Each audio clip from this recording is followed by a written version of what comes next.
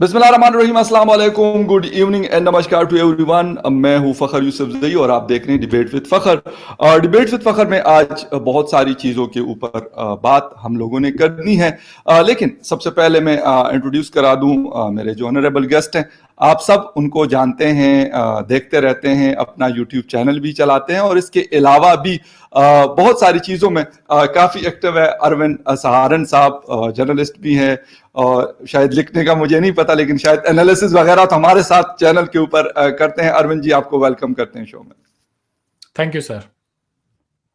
अच्छा, अरविंद जी, बहुत दिनों के बाद मुलाकात हो रही है। तकरीबन मोर देन अ मंथ पहले हमारे मेरी और आपकी बात हुई थी। उसके बाद बहुत सारी चीज़ें, बहुत सारी डेवलपमेंट्स हुई पाकिस्तान में भी और हिंदुस्तान में भी। स्पेशली अगर हम बात करते हैं रिलेशनशिप की दोनों कंट्रीज के हवाले से, तो उसमें एक बड़ा चेंज हमने देखा।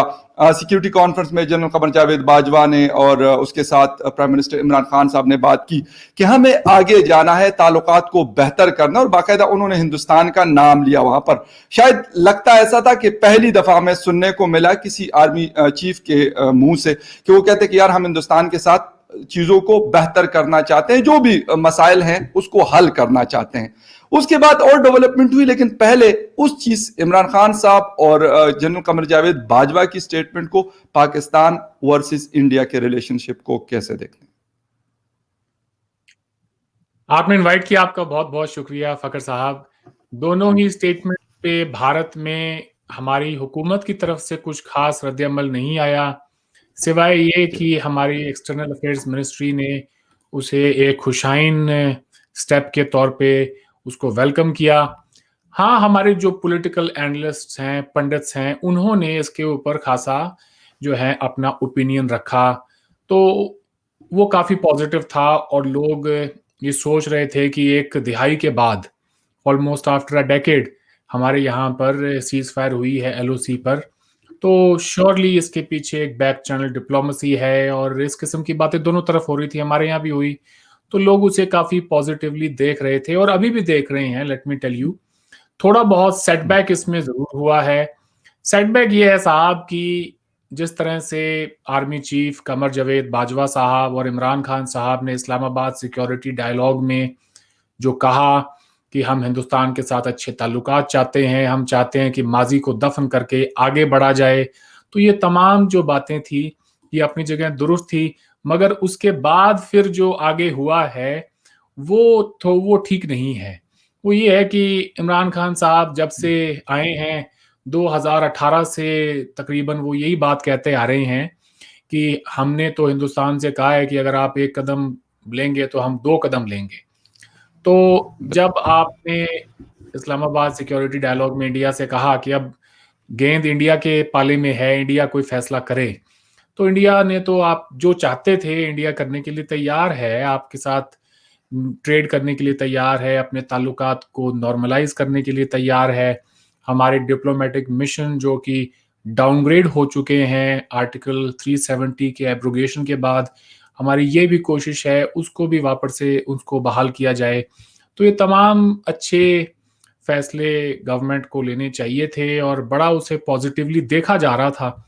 लेकिन जिस तरह से इमरान खान साहब ने यू टर्न लिया है उसके ऊपर, वो मैं समझता हूँ कि उसने हमें एक तरह से इंडिया में मैसेज दिया है कि वही कुछ होगा आगे भी जो कि माज़ी में होता आया है।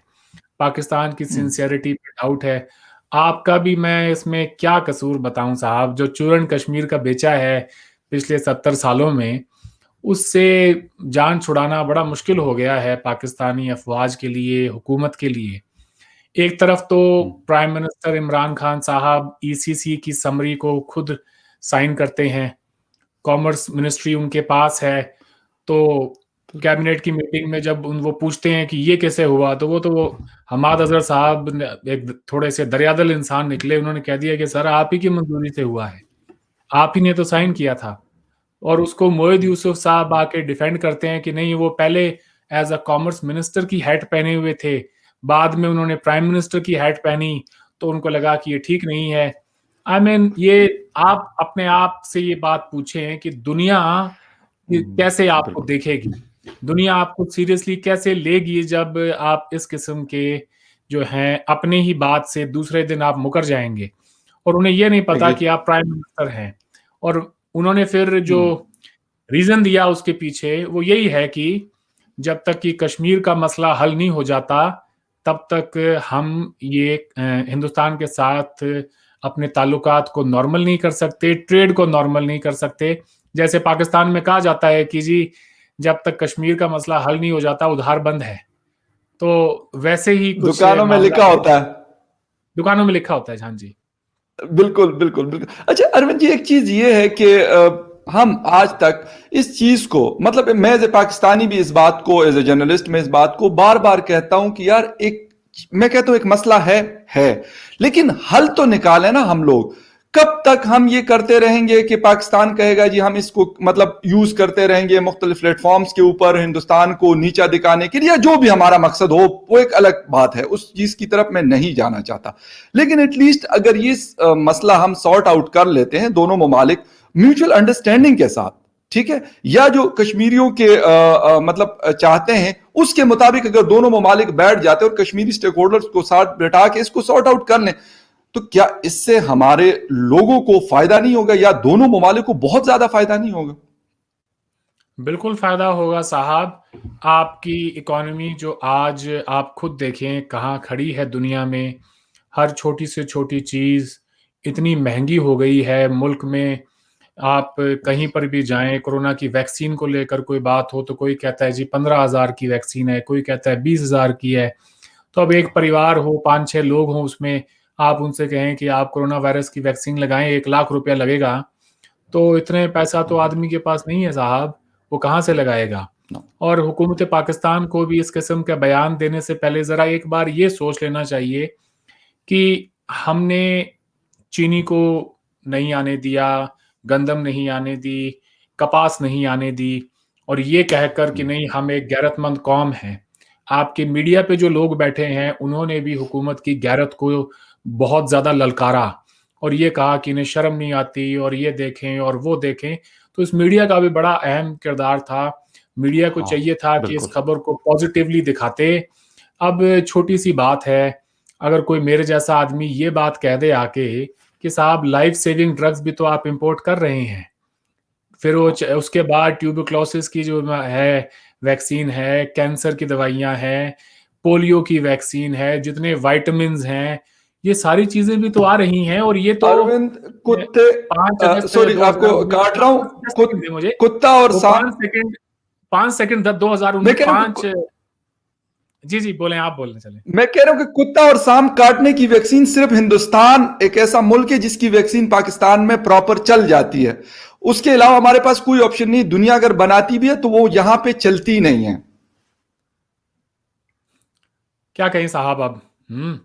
वो तो खैर, तो 5 अगस्त 2019 के बाद में जो फैसला हमने लिया, तो उसके बाद सितंबर की ये सारी खबरें हैं, आपके तमाम अखबारों की देख लें 2 साल पहले से, तो वो दिन है और आज का दिन है। मुसलसल लाइफ सेविंग ड्रग्स, सारे वाइटामिन दवाइयां हिंदुस्तान से आ रही हैं। तो प्राइम मिनिस्टर खान साहब को कोई ये भी याद दिलाए कि जी हम वो भी इंपोर्ट कर रहे हैं, आप क्या कहेंगे हम उसे बंद कर दें, उसका कौम पर क्या असर होगा वो भी जरा देखें। जो लोग पहले से ही बहुत ज्यादा मुश्किलात में हैं वो और ज्यादा मुश्किलात में आ जाएंगे। और ये हिंदुस्तान है जो आपसे अच्छे ताल्लुकात चाहता है, और हमने तो बार बार ये कोशिश की है, मगर अब पाकिस्तान को ही कुछ कॉन्क्रीट स्टेप्स लेने होंगे। सबसे ज्यादा मेरी नजर में जो एक इंटरेस्टिंग बात रही वो ये है कि प्राइम मिनिस्टर इमरान खान साहब जब ये कहते हैं कि हम जब तक कि मसला कश्मीर पे हिंदुस्तान 5 अगस्त की स्टेटस पे नहीं चला जाता, यानी कि आर्टिकल 370 और 35A को बहाल नहीं कर देता, तब तक हम उनसे कोई गुफ्तगू नहीं करेंगे, कोई बात नहीं होगी, कोई ट्रेड नहीं होगी। तो ये तो आपकी आर्मी का बयान है। जिस दिन हमने ये काम किया उसके अगले दिन ही फौज का ये बयान है कि हम तो इसको मानते ही नहीं है, हमने कभी रिकॉग्नाइज ही नहीं किया 370 और 35A को। हमारी नजर में तो वो मकबूजा कश्मीर है। तो क्या फर्क पड़ता है कि आज आप उसे मकबूजा कश्मीर के अंदर कोई भी 370 हो या 470 हो या कुछ भी हो। तो मेरा ये कहना है कि जब जिस चीज को आप मानते ही नहीं है उसको रीइंस्टेट करने के लिए आप ये बयान क्यों दे रहे हैं? 370 कोई पाकिस्तान के साथ अरेंजमेंट तो नहीं था। 370 तो हमारा कश्मीर के लोगों के साथ में एक अरेंजमेंट था, और वो काम जो आज इंडिया ने 2019 में किया है, आप वो काम आज से 30-40 साल पहले कर चुके हैं। आप गिलगित बल्टिस्तान को अपने कश्मीर से अलग कर चुके हैं, एक अलग सूबे के तौर पे। तो ये बातें सारी सोचने वाली हैं। पाकिस्तान का जो नैरेटिव है कश्मीर को लेके, वो बेहद कमजोर है, इसी वजह से कमजोर है। ठीक है। अच्छा, एक अरविंद जी, आपने बात की मीडिया के किरदार के हवाले से। मीडिया में कहूंगा कि डिवाइड था। पाकिस्तानी मीडिया की बात कर रहा हूं। डिवाइड ऐसे था कि कुछ ग्रुप जो था, एक ग्रुप था, वो ये कह रहा था कि नहीं यार, हमें कर लेना चाहिए, हम कब तक ये करते रहेंगे कि हम वही गंदम रशिया से मंगवा रहे हैं, वही कोई और शुगर जो है हम अमेरिका से मंगवा रहे हैं, जिसके ऊपर सिर्फ अगर ट्रांसपोर्टेशन चार्जेस देख ले तो बहुत ज्यादा बनते हैं। क्यों ना हम अपने पड़ोस के मुल्क में जिसके पास सारी चीजें अवेलेबल है, वो एक्सपोर्ट करता है, तो बजाय वो किसी और को एक्सपोर्ट करता है, हम उनसे उठा लेते हैं, हम उनसे इंपोर्ट कर लेते हैं।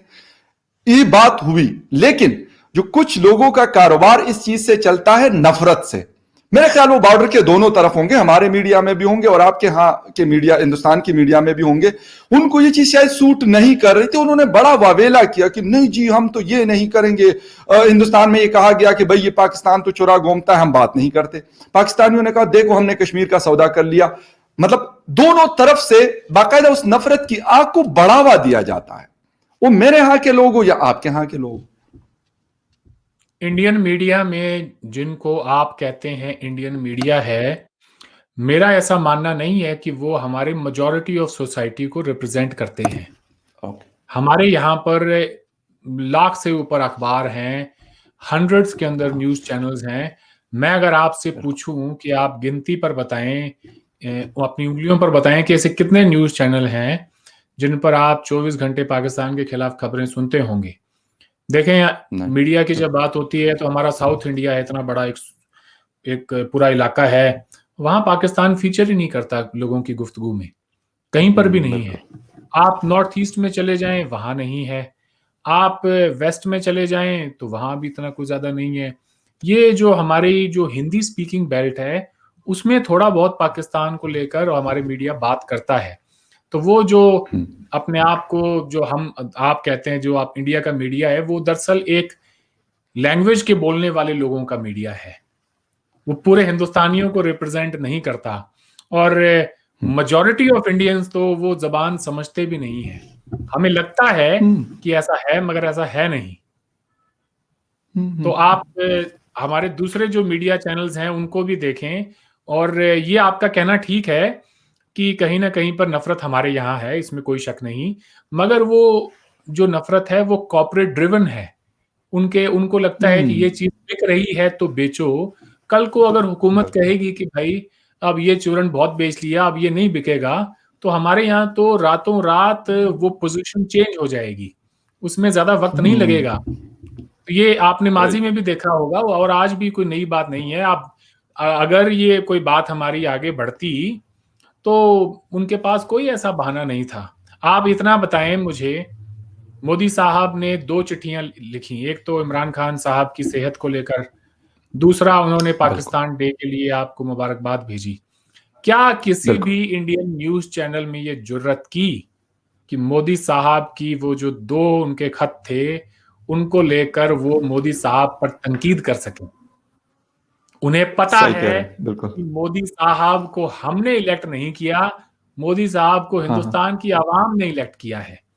तो अगर वो कोई फैसला लेते हैं तो हिंदुस्तान की आवाम उन्हें जज करेगी कि उन्होंने ठीक किया या गलत किया। अगर हम अपनी तरफ से उनके ऊपर तनकीद करते हैं तो ये डेमोक्रेसी है। लोग कहेंगे तुम्हारी जुर्रत कैसे हुई ये बात कहने की, वो हमारा इलेक्टेड प्राइम मिनिस्टर है। तो आप ये देखें, ये फर्क है कि मोदी साहब ने जो कुछ भी पाकिस्तान के लिए नेक ख्वाहिशात भेजी, एक न्यूज चैनल में ये जुर्रत नहीं थी कि वो उनकी इसी बात के ऊपर तनकीद कर सके। बिल्कुल सही। आपने जो फैसला लिया है उसमें आपने जो फैसला लिया है, कुछ न्यूज चैनल्स हैं जिन्होंने हुकूमत के इस फैसले की तायीद की, और कुछ ऐसे भी हैं जिन्होंने तनकीद की। नहीं करना चाहिए था। हमारे यहाँ ऐसा नहीं है साहब। मैं इरशाद भट्टी साहब को सुन रहा था, अगर कोई चाहे तो जियो पर ही उनका प्रोग्राम रिपोर्ट कार्ड में जाके देख सकता है। जब ये फैसला लिया तो उन्होंने कहा वाह जी वाह, बहुत अच्छा हुआ और ये हुआ वो हुआ। अगले दिन जब इमरान खान साहब ने यू टर्न ले लिया तो भट्टी साहब ने भी यू टर्न ले लिया इस बात पे। तो हाँ हाँ, तो शो की जो होस्ट हैं I know. शो की जो होस्ट हैं वो रुबीना शेख शायद उनका नाम है, तो उन्होंने कहा कि भट्टी साहब इमरान खान साहब की क्या बात करें, आपने भी तो यू टर्न लिया है, कल आप ये कह रहे थे, आज आप अलीना ये कह रहे फारूक हैं। शेख। हाँ, अलीना फारूक शेख, बिल्कुल जी बिल्कुल, हाँ।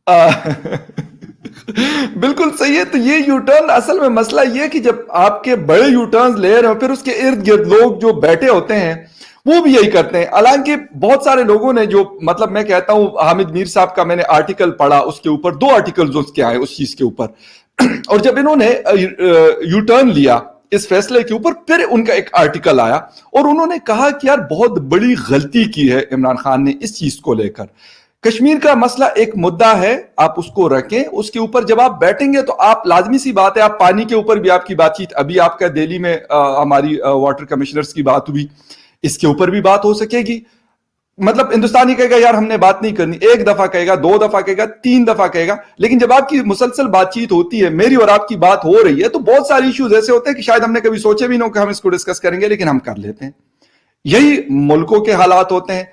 तो लोगों ने यह कहा कि यार आप आगे तो जाओ ना, आप टेबल पे तो बैठो उनके साथ, फिर आप कश्मीर के मसले को भी ले लो, फिर आप किसी और मसले को भी ले लो, फिर आप ट्रेड भी शुरू कर दो, ये सारी चीजें हो जाएंगी। लेकिन अफसोस के साथ जो जनरल जिया साहब ने अपना एक क्रिएट किया, एक बीज बोया पाकिस्तान के अंदर, उसके असरात अभी तक अरविंद हमारे भाई इर्द गिर्द नजर आते हैं हमारी सोसाइटी में, और उनका एक प्रेशर भी मौजूद है। वो हमारे फोर्सेस के अंदर भी है, वो हमारे रिलीजन के अंदर भी है, और वो हमारी जो ब्यूरोक्रेसी या सोसाइटी के दूसरा लोग हैं उसके अंदर भी है। तो शायद मुझे लगता है कि इमरान खान साहब डर गए उस चीज से, इसलिए उन्होंने भी यू टर्न लिया और फिर उनके इर्द गिर्द जो जी जी मुझे ऐसा लगता है इमरान खान साहब के डरने का ये सवाल है ही नहीं। जनरल बाजवा ने जो स्टेटमेंट दी इस्लामाबाद सिक्योरिटी डायलॉग में, उन्होंने एक आर्मी चीफ की हैसियत से ये बयान दिया, मगर जिस तरह से चीजें उसके बाद में आगे बढ़ी तो उसे देखकर ऐसा लगता है कि आपकी फौज के अंदर कुछ कोर कमांडर्स थे जो कि नाखुश थे इस फैसले से। और ये बात पहले तो सिर्फ हम इसके ऊपर गैस वर्क कर रहे थे, और ये बात कल रात वाजे हो गई है जब कोर कमांडर्स की मीटिंग के बाद में ये बयान दिया गया। जब ये बयान दिया गया कि कश्मीरियों की राइट टू सेल्फ डिटर्मिनेशन जब तक उनको नहीं दिया जाता तब तक हम आगे कोई बात नहीं कर सकते, तो ये कोर कमांडर्स की मीटिंग से ये चीज निकली है। सो इसका मतलब बड़ा साफ है साहब कि शायद उस वक्त कुछ कोर कमांडर्स इस फैसले से नाखुश थे। उन्हें लगा होगा कि मे बी मुल्क में लोग देखेंगे कि हमने कश्मीर पे सौदा कर लिया है या जो भी, लेकिन ये राइट टू सेल्फ डिटर्मिनेशन वाला जो पाकिस्तान का एक बयानिया है, इसमें भी अपने आप में मैं नहीं समझता कि कोई सच्चाई है। मैं आज ही एक प्रोग्राम में हामिद बशानी साहब से इस बारे में डिस्कस कर रहा था, उन्होंने बड़ा ब्यूटीफुली इसको सम अप किया कि राइट टू सेल्फ डिटर्मिनेशन का मतलब ये नहीं होता जो आप कह रहे हैं। इसका मतलब ये है कि वो दो दुनिया के अंदर वो एक प्रिंसिपल है, वो मौजूद है और सबके लिए है कि इंसान की मर्जी हो, वो जो चाहे करे। वो आजाद रहना चाहे तो आजाद भी रहे, वो उस पार जाना चाहे, वो इस पार जाना चाहे, वो उसकी मर्जी है। लेकिन जब आप उस पर ये कहते हैं कि नहीं तुम अपनी मर्जी तुम जो तुम्हारी है, जो तुम अगर आजादी वाला छोड़ो, हम दोनों में से एक चुनो, तो वो हक़े खुदरादियत नहीं है। वो आप फिर उस प्रिंसिपल के साथ ही आप जो है छेड़खानी कर रहे हैं। तो रेस्ट खैर मैं आपसे क्या कहूं, यू नो इट बेटर। वो शाह महमूद कुरैशी साहब ने को जब जावेद चौधरी ने चैलेंज किया था ना आज से 2 साल पहले UNHRC के अंदर जब एप्लीकेशन दाखिल करनी थी और पाकिस्तान को हिमायत ना मिल सकी कुछ मुल्कों की, और उनमें से कुछ मुस्लिम ममालिक थे जिन्होंने तायद नहीं की पाकिस्तान के मौक़िफ़ की, तो उस पर जावेद चौधरी पे शाह महमूद कुरैशी साहब भड़क उठे जब उन्होंने कहा कि आप अपनी ट्वीट देखें, आपने ये लिखा था और अब आप ये कह रहे हैं। उसके 2-3 रोज बाद वो मुल्तान जाते हैं, मुल्तान में बयान देते हैं, एक रैली में को एड्रेस कर रहे थे, एंड ही सेड कि ऐसा नहीं है कि हमारा बयानिया कमजोर है, बात ये है कि हमारी जेब में पैसे नहीं है। और वो देन ही सेज इन हाँ पंजाबी, वो कहते हैं कि वो पंजाबी में एक मुहावरा है ना कि जिन्ना दे घर दाने उन्ना दे कमले भी सियाने, साडे दाने कमले भी मुक गए सियाने। हैं। हम वो कहते हैं हमारे दाने खत्म हो गए हैं। तो सवाल उनसे ये पूछा जाना चाहिए कि शाह महमूद कुरैशी साहब, दुश्मनी तो हिंदुस्तान की भी है हमारे साथ, हिंदुस्तान के दाने क्यों नहीं मुके, उनके क्यों नहीं खत्म हुए, हमारे दाने क्यों मुक गए हैं? ऐसा क्या गलत अच्छा किया आपने अरविंद, आपकी पॉलिसीज में कि हमारे जेब में पैसे खत्म हो गए हैं? अरविंद एक बात जो नजर आ रही है, उस दिन भी किसी दोस्त के साथ मेरी बात हो रही थी, तो वो ये बात कह रहा था कि नहीं जी कश्मीर के ऊपर हमारा स्टैंड बड़ा क्लियर है, ये फला फला फला जो भी बात। मैंने कहा यार कश्मीर के ऊपर अगर हम इतने सीरियस थे तो कश्मीर कमेटी के चेयरमैन जो बने हैं, हमारे शहरियार आफरीदी साहब बने, अली अमीन गंडापुर बने, जिनको अपने हलके का नहीं पता, अपनी कॉन्स्टिट्यूंसी का नहीं पता कि वहां पे क्या हो रहा है, तो कश्मीर के ऊपर वो कैसे उस चीज को ले जाकर और इंटरनेशनल फोरम के ऊपर, ये मैं यकीन करिए मैंने पाकिस्तान तहरीक इंसाफ के बहुत सारे जो पॉलिटिकल लोग हैं और जो कैबिनेट में बैठे हैं उनको मैंने कहा, मैं कहा सर आपकी नॉन सीरियसनेस का अंदाजा तो मुझे इस चीज से हो रहा है कि शहरियार अफरीदी वही है कि आज सुबह को एक कुछ कहेगा, दोपहर को कुछ कहेगा, शाम को कुछ कहेगा। जो बंदा इस तरह का चेयरमैन कश्मीर कमेटी को लीड कर रहा हो, तो ये तो नॉन सीरियसनेस, अरविंद जी मैं एग्री कर रहा हूं कि ये हुआ, कश्मीर ये न दाने मुके कश्मीर न का मसला पैसों का तो कोई मसला आया है, न पहले कश्मीर का मसला तो पाकिस्तान के बहुत पास, पहले का है पाकिस्तान न साहब। पहले सुपर पावर था ना आज सुपर पावर है। लेकिन पहले एक चीज होती थी, बातचीत भी चलती थी, बीच में हमारे मसाइल भी थे, लेकिन उसका हल भी निकाला जाता था। ये हुकूमत या लेफ्ट जाती है या राइट जाती है, मसला ये है कि ये दरमियाना कोई रास्ता नहीं ढूंढती, ये मुझे सबसे बड़ा मसला, मे भी आप मुझसे एग्री ना करते हो, लेकिन मुझे जाती तौर पे ये चीज नजर आती है। मैं 100% आपके साथ अग्री करता हूं जी। हुकूमत को ये चाहिए होता है कि डिप्लोमेसी इसी को कहते हैं कि आप कभी भी कोई दरवाजा हमेशा के लिए बंद ना करें, आप बिल्कुल, सारे दरवाजों को खुला रखें, सारे ऑप्शंस को टेबल पर यस, रखें और उसमें से जो भी मुनासिब हो आप उसे आगे लेकर चलें। जब आप ये कह देते हैं ना कि जब तक ये 370 को बहाल नहीं कर देते हम बात ही नहीं करेंगे इनसे, तो अब बात करना पाकिस्तान के लिए मुश्किल हो जाएगा, क्योंकि अब लोग कहेंगे पहले आपने कहा था कि अब बात नहीं करेंगे, मुख्तलिफ आपने स्पीचेस करी हाँ यूएन से लेकर और कोटली, मीरपुर आप और जाके और मुजफ्फराबाद में, और फिर मुजफ्फराबाद आपने में, बात भी करी, फिर आपने ट्रेड के लिए उनको कहा भी कि हम ट्रेड करेंगे, फिर आपने यू टर्न लिया, अब आप दोबारा यू टर्न लेंगे। कभी ना कभी तो बात करनी पड़ेगी। वो इमरान खान साहब को ये देखना चाहिए कि वो प्राइम मिनिस्टर हैं इस मुल्क के, वो अब कोई पार्टी नहीं चला रहे हैं, तो आपको दरमियान का रास्ता ही लेकर चलना चाहिए, वरना तो आप बात करेंगे तो फिर क्या बात करेंगे? डिप्लोमेसी में तो ये चाहिए होता है जी कि आप कुछ ले दे के मुक मुका करके बात खत्म करनी होती है, लेकिन जब आप ये कहेंगे कि हाँ या ना में जवाब दो, दे रहे हो कि नहीं हमें कश्मीर, देते हो तो ठीक है, नहीं देते हो तो ऐसा नहीं चलेगा, ऐसे नहीं होता। अली अमीन गंडापुर साहब की आपने बात की, आपने शहरयार अफरीदी की बात की, ये जो लोग हैं इनकॉम्पिटेंट लोग हैं, इनको काम करना नहीं आता। शहरयार अफरीदी ने तो जो ब्लंडर किया है राणा सनाउल्लाह के केस में, और उस आदमी को, ड्रग्स वाले केस में, आदमी से अपनी अपोजिशन का एक बंदा नहीं संभाला गया। चलो उसने कोशिश करी, उसकी गाड़ी में मंशियात रखवाई और रखवा के पकड़वाया, और वो काम भी वो ठीक से ना कर सका, उसमें भी उसने लूप होल छोड़ दिए। जो बंदा ये थी। काम ना, वो बिल्कुल वो दैट शोज ना कि वो कितना नाहिल है अपने काम में। उसे आप मसला कश्मीर के लिए उसको जिम्मेदारी दे रहे हैं, और बाद में जब झूठ पकड़ा गया, कोर्ट फैसला राणा सनाउल्लाह को देखकर नहीं करता, कोर्ट फैसला करता है सबूतों के मद्देनजर। सबूतों, तो सबूत वहां कोई थे ही नहीं, सबूत थे नहीं तो वो छूट गया, वरना साहब उस केस के अंदर सजाए मौत होनी चाहिए थी, वो ऐसा इतना सीरियस केस था। तो वो बिल्कुल साहब आज बाहर बैठे हैं टीवी चैनल पे, शहरयार अफरीदी जैसों को वो मुंह तोड़ जवाब देते हैं, और बाद में जब को ले दे के कुछ बचा नहीं तो शहरयार अफरीदी साहब पार्लियामेंट में खड़े होकर जान अल्लाह को देनी है, जान अल्लाह को देनी है। क्या यार, कुछ बातें, आदमी को वजन तो हो कुछ है? बिल्कुल सही। यही हाल जो है वो अली अमीन गंडापुर साहब का है। उनसे अगर कभी मतलब पार्लियामेंट में कभी कभार आते जाते में मतलब मुलाकात होती है, बाकी तो नहीं होती उनसे सच कोई। लेकिन उनकी वो 2 कदम आगे शहरियार पार्ट 2 है, शहरियार अफरीदी पार्ट 2 है। शहरियार अफरीदी के साथ अगर आप बैठे हो अरविंद जी, आप बैठे और आप कोई वैसे सवाल कर ले, ऐसे जर्नलिस्ट बंदा पूछता रहता है तो नाराज होकर उठ के चले जाते हैं।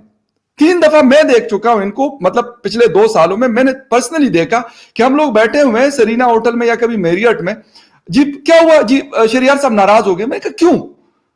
कहते जी वो फलां ने ये ऐसा सवाल कर लिया उससे।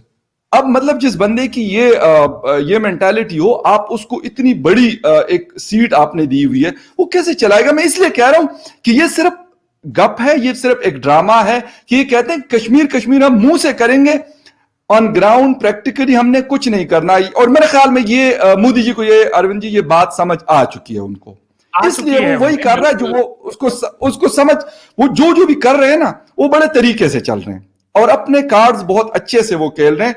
उन्होंने 35A 370 को हटा के उसके बाद कर्फ्यू इंपोज हुआ, उसके बाद उसको नॉर्मलाइज किया हालात को, फिर इंटरनेशनली उनको कहा कि यार ये देखो ये कश्मीर है, आ जाओ आप लोग देख लो। तो ये चीजें हुई हैं, ये उन्होंने कार्ड्स खेले, लेकिन हम उस तरह नहीं खेल सके और ये हमारी बहुत वीक डिप्लोमेसी है। लगता है कि कश्मीर के लोग चाहते हैं कि 370 को फिर से बहाल किया जाए। कश्मीर के लोगों का ये मुतालबा नहीं है, वो चाहते हैं कि उन्हें उनको स्टेटहुड वापस दिया जाए।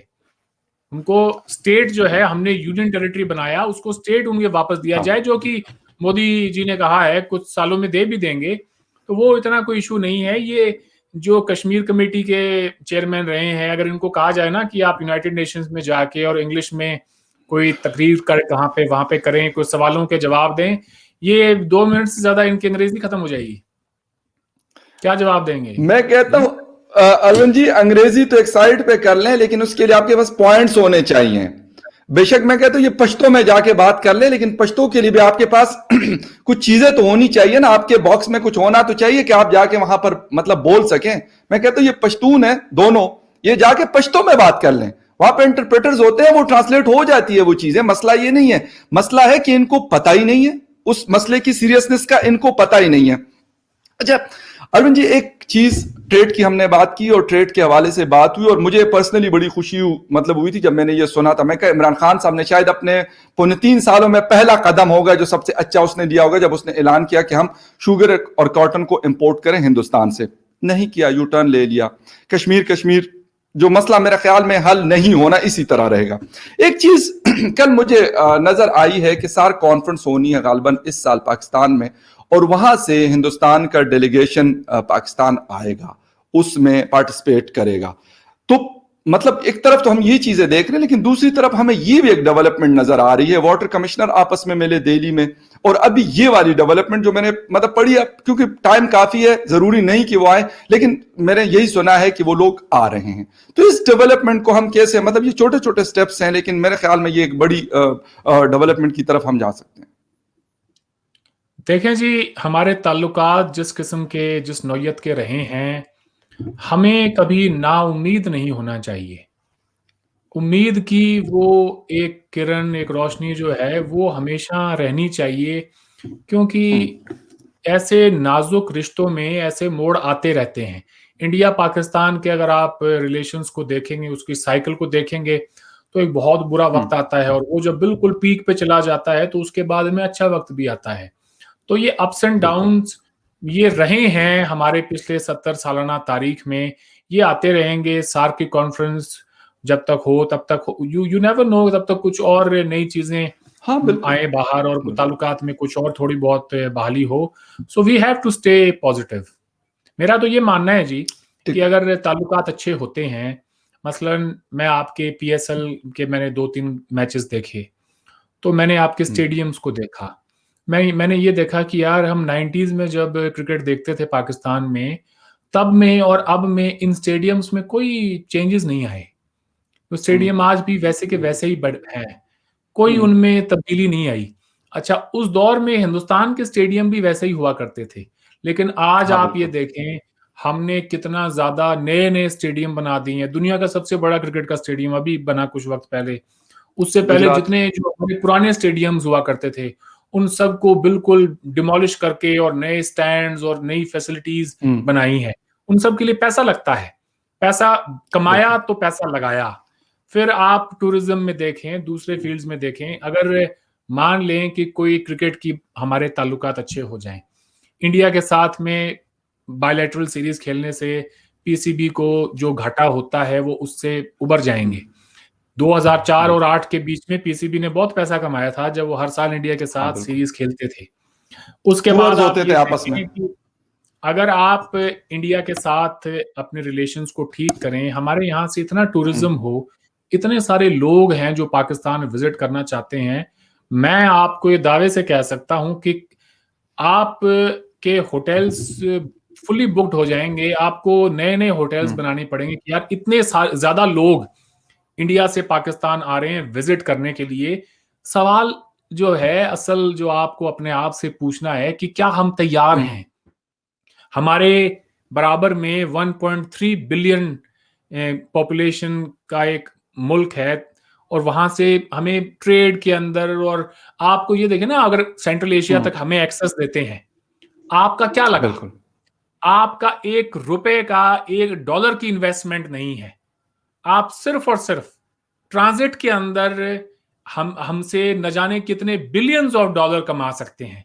तो आपके जर्नैलों को चाहिए कि भाई जो तुम अमेरिकन डॉलर एड में, खैरात में, उसकी तरफ आंखें ना लगा के थोड़ा इस तरफ देखो।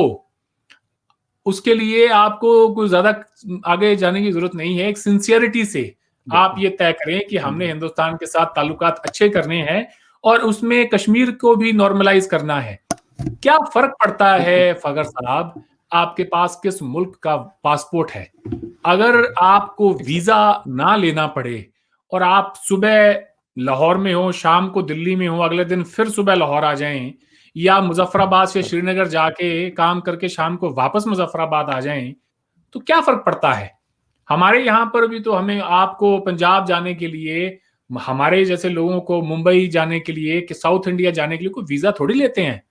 तो हम वो वही जो सिस्टम है वो इंडिया पाकिस्तान में भी कर सकते हैं, बशर्ते आप में वो एपेटाइट हो। एक फिल्म देखी थी मैं जब छोटा था ना, एक फिल्म आई थी कांटे, संजय दत्त और अमिताभ बच्चन की। तो उसमें संजय दत्त ये डायलॉग मारते हैं, शायद संजय दत्त ही मारते हैं, पता नहीं, या फिर अमिताभ, उन दोनों में से कोई भी, खैर वो इरेलेवेंट है। वो ये कहते हैं कि सवाल ये नहीं है कि बार में कितनी शराब है, सवाल ये है कि आप कितनी पी सकते हैं। तो इंडिया पाकिस्तान के ताल्लुकात से जो फायदा है वो आपके ऊपर है कि आप कितना उठा सकते हैं। बिल्कुल। अच्छा, मैं अरविंद, रात को मेरे एक फ्रेंड आए थे काबुल से, तो हम बैठे हुए थे, गपशप लगा रहे थे, तो खैर मैंने उससे पूछा, मैं कि यार कितना टाइम लगा यार पहुंचते हुए यहाँ पर? उसने मुझे कहा कि यार बॉर्डर के ऊपर थोड़ा सा टाइम लगा, अगर वो मतलब स्पीड कहते अच्छी हुई है तुर्खम बॉर्डर के ऊपर जब एंट्री पॉइंट है हमारा, तो कहते हैं अगर वो मजीद बेहतर हो जाए तो कहते हैं कि 4 to 5 hours Kabul to Islamabad by road लग जाएंगे। तो तकरीबन ये इसी तरह मेरा ख्याल लाहौर से अमृतसर या फिर दिल्ली जो है वो भी इसी तरीके से, क्योंकि वहां तक तो बहुत अच्छी सड़कें बनी हुई है, बहुत अच्छी रोड्स बनी हुई है। काबुल तक तो चलो मैं कहता हूं कि बीच में से शायद थोड़ा सा खराब है, इसके बावजूद भी लोग आराम से, वो मुझे कहता है कि यार मैं पेशावर आके अपनी बच्ची का मैंने डॉक्टर को दिखाया पेशावर सिटी में, शाम को मैं वापस काबुल पहुंच गया। सेम लाइक दैट हम हिंदुस्तान के साथ कर सकते हैं। लेकिन बात वही है, जो तोड़े से लोग जो ये नहीं चाहते हैं, वो है तोड़े से, लेकिन है बड़े पावरफुल। वो जो आप लोग, आपने जनरल्स का नाम लिया, उनको भाई अभी उन्होंने कानून भी पास करवाया हम जैसों को चुप कराने के लिए, और वो कहते हैं कि आप लोग हमारा नाम नहीं ले सकते, अगर नाम लेंगे तो आपको हम 2 साल के लिए अंदर भेज देंगे, 5 लाख रुपए हम आपको जुर्माना कर देंगे। अगर आपने ये किया कि अभी आप स्वाट टू दीर तक जो मोटरवे है बाकायदा, उसके 3 दफा टेंडर्स कैंसिल हुए हैं, क्योंकि ये भाई साहब कह रहे हैं कि आपने हमें ये वाला प्रोजेक्ट देना है। उस दिन एक बंदा मुझे बता रहा था कि यार मैं उस मीटिंग में बैठा हुआ था कि वो जनरल साहब आए और कहते कि भाई हम क्या करेंगे। तो मैंने उनसे कहा, मैंने कहा साहब आप कहते कि भाई हम क्या करेंगे, ये आपका काम नहीं है, हमारा काम है करने का। आपका जो काम है वो करें, बॉर्डर्स को सिक्योर करना है वो आप करें, और मतलब आपका जो मुल्क की प्रोटेक्शन करनी है वो करें, ये टेके शेके आपका काम थोड़ी है। कहते बाकायदा कैंसिल करवाए, उन कंपनीज को कॉल की उन लोगों ने और कहा कि भाई ये आप इस टेंडर में ना आए, ये हम लेंगे। तो जिनकी मतलब प्रायोरिटीज अरविंद जी ये होती हैं, तो उनको ये सूट नहीं करता कि हिंदुस्तान के लोग पाकिस्तान में और पाकिस्तान के लोग जाके हिंदुस्तान में अपना या कारोबार कर सके या जो भी करना चाहते हैं वो करें, वो कभी ये नहीं चाहेंगे। अफसोस के साथ मैं ये कह रहा हूँ। बड़ा अच्छा लगा अरविंद जी। आपने ठीक कहा जी जी साहब, प्लीज। आपने बिल्कुल ठीक कहा। वो खबर मैंने भी पढ़ी, मैं इसके ऊपर थोड़ा तबसरा करना चाहता हूँ। प्लीज प्लीज तो प्लीज। ये प्रोग्राम जो आज आपका हिंदुस्तान के लोग देख रहे हैं, अगर कुछ देखें, तो मैं अपने हमवतनों से ये कहना चाहता हूँ कि देखो यार, पाकिस्तान के लोग कितने बहादुर हैं, कितने बहादुर हैं कि इस तरह की जो नॉनसेंस है वो उसको भी बर्दाश्त करते हैं। हम शायद इंडिया में रह के हमें ये अंदाजा नहीं है कि मार्शल लॉ में या फौजियों के नीचे रहना कितना मुश्किल है। किसी इंसान की दुकान पर अगर कोई आ जाए वर्दी पहना हुआ, लोगों का खून सूख जाता है वहां पर, ऐसा है। तो बहादुर है, सलाम है इन लोगों को जो 70 साल से ऐसे लोगों को बर्दाश्त कर रहे हैं। और आप तनकीद कर सकते हैं हुक्मरानों पर, मीडिया पर, आप तनकीद कर सकते हैं जुडिशरी पे या किसी इन पे, मगर इन पे तनकीद नहीं कर सकते हैं आप। ये देखें, आप जिस देश के अंदर, जिस मुल्क में पहले इस्लाम खतरे में आया, लोगों से ये कहा गया कि यहाँ इस्लाम खतरे में है, उसके बाद लोगों को कहा गया दो कौमी नजरिए जो है हमारा, वो हमारा खतरे में है। फिर लोगों को आज कहा गया जी फौज खतरे में है। मैं ये, ताकि ये देखिए इनसिक्योरिटी है मुल्क की। जिस मुल्क में उसका सबसे बड़ा मजहब खतरे में हो, उस मुल्क का जो इकलौता वाहिद इंस्टीट्यूशन, जिसके बारे में ये कहा जाता है कि पाकिस्तान में एक ही इंस्टीट्यूशन है जो कि सही मायनों में चल रहा है, जो काम कर रहा है, फंक्शनिंग है, तो अगर वही खतरे में है तो मैं सोच रहा हूं कि यहाँ पर सेफ कौन है, यहाँ पर सही सलामत कुछ कौन सी चीज है जो काम कर रही है। अगर यही अपने आप को ऐसे इस माहौल में, इस डर के माहौल में अपने आप को देखते हैं, लोगों का यकीन किस चीज पर हो, वो किसको कह सकें कि यार हाँ ये चीज है हमारे यहाँ पर जो बड़ी अच्छी काम कर रही है। तो सलाम है जी आप लोगों को, और ऐसे लोगों से अल्लाह बचाए, मैं तो यही कहूंगा। ऐसा नहीं है कि थैंक यू। वो आपके सरहदों की हिफाजत के लिए है, ना कि लोगों के ऊपर इस तरह से जुल्म और तशद्दुद करने के लिए।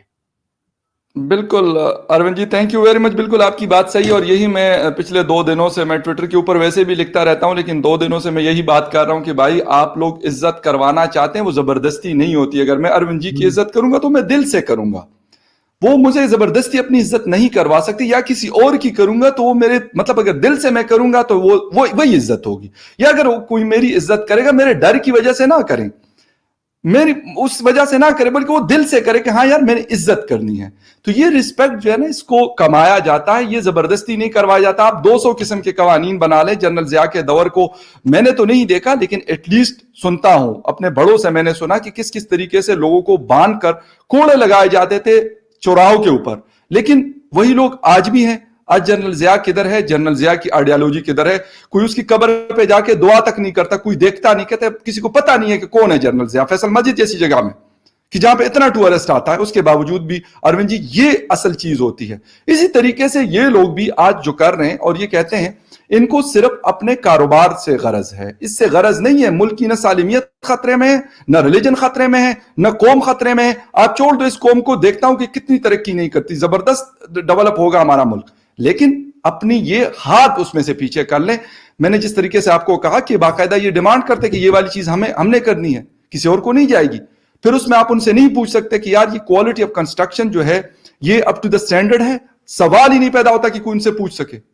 सवात मोटरवे इन लोगों ने बनाई हुई है, यकीन करें बाकी हमारे मुल्क के अंदर कम से कम 3,500 किलोमीटर, 2,500 से 3,000 किलोमीटर मोटरवेज की बात कर रहा हूं कि ये मौजूद है इस वक्त। उन मोटरवेज को आप देख लें और उस मोटरवे को आप देख लें तो आपको फर्क साफ पता चल जाएगा। उसकी वजह यही है कि वो क्वालिटी ऑफ कंस्ट्रक्शन। जी जी, मैं आपके प्रोग्राम में आपके व्यूअर्स को ये भी कहना चाहता हूं कि मैंने पाकिस्तान देखा है और पाकिस्तान के नौजवान बच्चों बच्चियों सबसे बातें की, और एक भी ऐसा शख्स मुझे नहीं मिला जिसने ये कहा हो कि हम हिंदुस्तान के साथ में अच्छे ताल्लुकात नहीं चाहते या वो हिंदुस्तान को अपना अजली दुश्मन समझते हों। हर किसी ने ये कहा है कि जो भी हो, जैसे भी हो, जितने जल्दी हमारे ताल्लुकात बेहतर हो जाएं उतना अच्छा है। पाकिस्तान के अंदर ये नफरत दिन ब दिन कम हो रही है। ये मैं बड़े ही एक जिम्मेदारी के साथ आपके प्लेटफॉर्म पे बात करना चाह रहा हूँ। बिल्कुल। Thank you very much Arvind ji, बहुत बहुत मजा आया। यकीन करें काफी दिनों के बाद था व्यूअर्स, क्योंकि अरविंद जी की तबीयत कुछ सेट नहीं थी और अभी मैंने पूछा भी है क्योंकि उस दिन से मेरी बात नहीं हुई थी इनसे। तो हम इनके लिए मतलब दुआ करेंगे कि ये जल्द से जल्द प्रॉपर जो नॉर्मल रूटीन है उसमें आ जाए। अभी माशाल्लाह से बेहतर है, काफी बेहतर है। मतलब शक्ल से आप लोगों को और मुझे भी ऐसा लग रहा है कि मतलब वही अरविंद जी है जिस तरीके से वो हमारे साथ बैठा करते थे, लेकिन थोड़ी सी वो कहते हैं कि उनको प्रॉब्लम है बैकबोन में खालबन। तो आई होप सो कि वो जल्द रिकवर कर जाएंगे और फिर वही नॉर्मल भाग दौड़ और सारी चीजें अपनी रूटीन को लेके चलेंगे। बहुत शुक्रिया अरविंद जी कि आपने अपना कीमती टाइम मेरे शो डिबेट विद फखर को दिया। And thank you very much viewers for watching debate with Fakhar. Yusuf ji, take care and bye. बहुत